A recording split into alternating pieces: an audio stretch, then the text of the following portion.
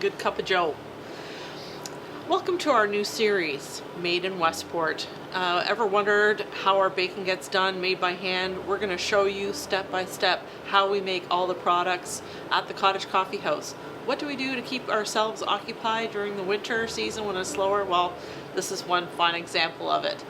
We hope you enjoy our series that we're starting, and we're starting today with a blueberry scone. Why a blueberry scone? It's definitely the most popular scone of all scones. A lot of people think scones are just some dry pastry. They're actually quite moist, and I'm going to show you all the tricks of the trade so that if you're going to make them at home, they're going to turn out just as good.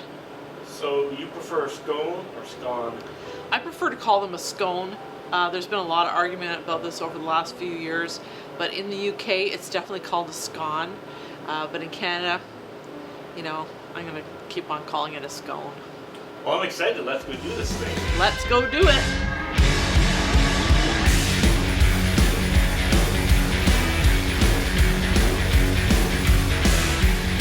Good morning and welcome to How It's Made. Today's episode we're going to talk about making blueberry scones and the secrets behind it and making sure they turn out really nice and tasty and moist and really, really buttery. So we're going to start with a food processor. That's how I like to make my scones. So the first thing I'm going to do, just using a plastic blade and a regular food processor, I'm going to add my flour, my sugar, and in my sugar I also have baking powder, baking soda, and salt. The next thing I'm going to add to the food processor before I run the blade is butter, and we use unsalted butter, but it has to be really, really cold because you don't want it to break down. You want it to be like a mealy mixture, so you want to make sure that the butter is nice and cold. So the butter I cut into smaller pieces so that way I don't need to pulse it very long in the food processor. So the next thing I'm going to do is pulse it in the food processor.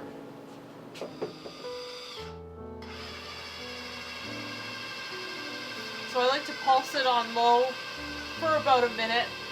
That'll be good to break down the butter so it's in smaller chunks.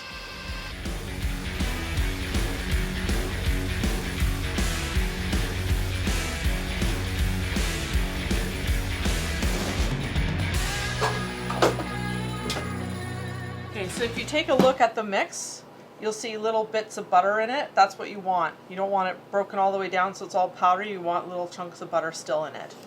The next thing I'm going to do is add my sour cream and my egg to the mixture.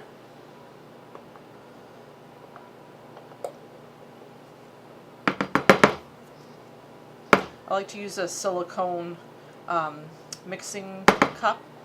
It's much easier to remove all the liquid out to get it into the bowl. I'm also going to add blueberries, and for scones, you typically add dried fruit. So we add a freeze-dried blueberry to our scones. That way it doesn't, the blue doesn't bleed through the whole scone. It still stays nice and white, and then they're good quality blueberries, so they taste really good once they've cooked up. So next thing I'm going to do is just pulse it until the product all comes together in one ball. So I just pulse it slowly, just once at a time, just letting it spin a little bit. I don't set it on low or high, I just pulse it until it pulls it all together.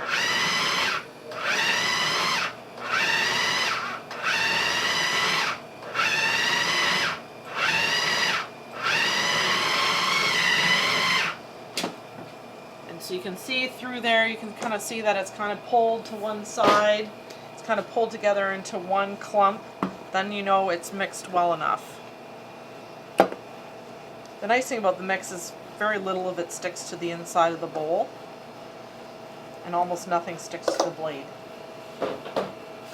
So I'm just going to bring it together into a bit of a ball, and I'm going to lightly flour the surface.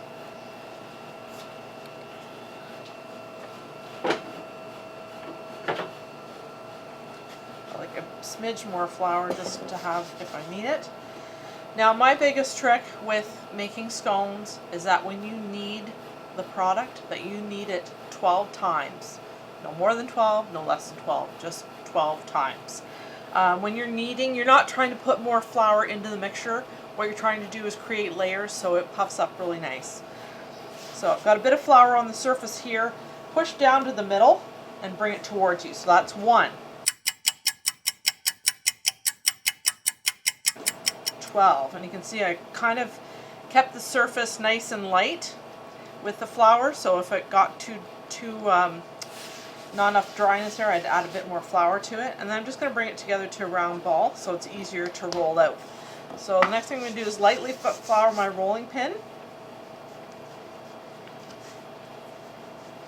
And I'm just going to turn it 1/4 every time I roll it out a bit. You don't want it too thin. You want it to be just under 1 inch thick. And all the way around, probably, if I were to guesstimate, would probably be about 10-inch circle. And then we make them all by hand, obviously. So now I'm going to cut them.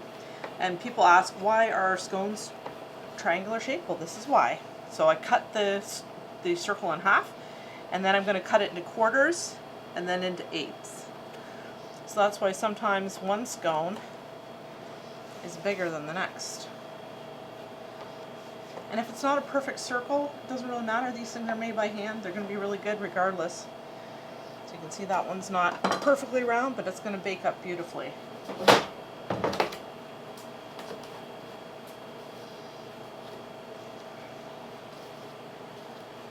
The next thing we're going to do is start up the oven.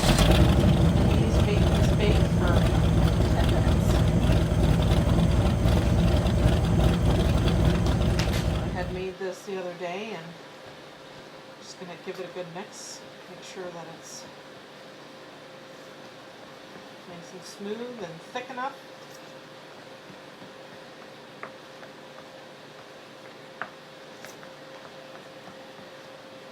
Feels pretty good. You want to have a nice bead come off of it when you're seeing how thick it is. You just really want that nice bead.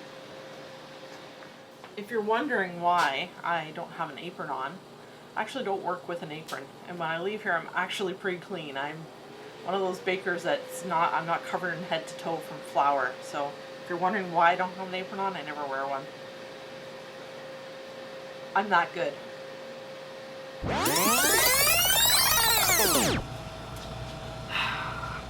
And when I bake, you may not know this, but I wear an apron, and I hardly get any flour on myself either. I'm a very clean baker. Very clean baker.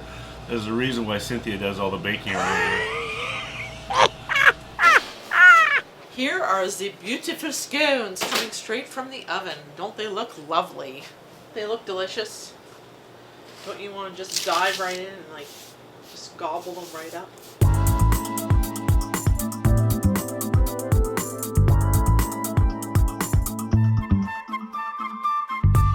So the next thing we're going to do is put a little bit of glaze on these babies.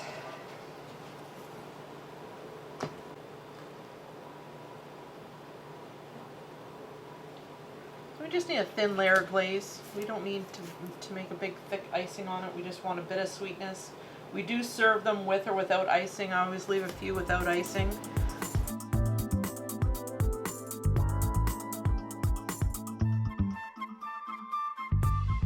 We're going to glaze them all and we're going to sell them all glazed. Today's going to be a glazed day. Good. How much do you sell these for? They're sold for, I have no idea.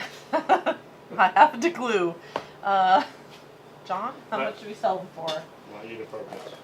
The selling and pricing is not my department.